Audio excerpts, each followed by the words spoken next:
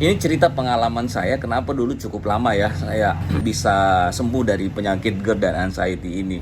Karena awalnya tuh saya pikir ini cuma masalah lambung ya, penyakit lambung ya.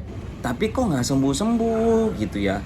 Udah diobatin, bolak-balik ke rumah sakit tapi nggak sembuh-sembuh. Udah macam-macam obat diminum tuh nggak ada yang bisa bantu untuk sembuh gitu ya. Emang tuh ada trigger awal ya. Trigger awal tuh saya panic attack, kemudian masuk IGD. Udah panik lah itu, kena panic attack. Saya pikir udah mau waktu itu ya. Nah itu mungkin titik awalnya ya. Nah udah dokter bilang, nah ini cuma masalah lambung nih gitu kan. Ya udah pulang lambung, dikasih obat minum nggak sembuh sembuh, seminggu 2 minggu, wah kok nggak sembuh nih, nggak mempan nih obat dokter nih gitu. Coba yang herbalan kayak misalnya madu, kunyit, wah tapi nggak cocok juga nih. Coba lagi yang lain, dipijet, diurut juga nggak mempan.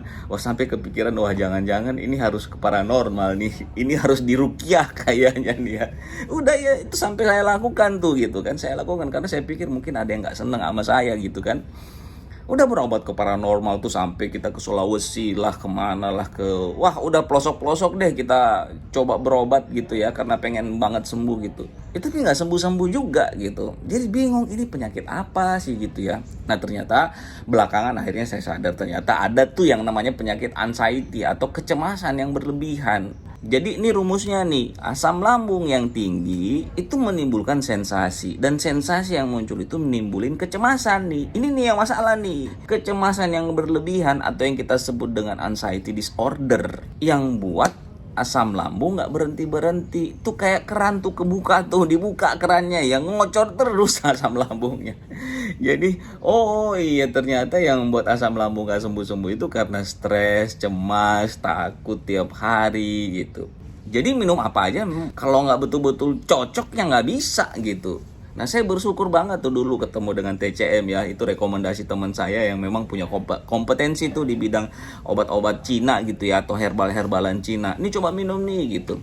Saya minum, wah itu luar biasa tuh. 2 minggu itu semua sensasi-sensasi yang disebabkan oleh masalah lambung saya ya, terutama dada penuh, sesak gitu ya, itu hilang.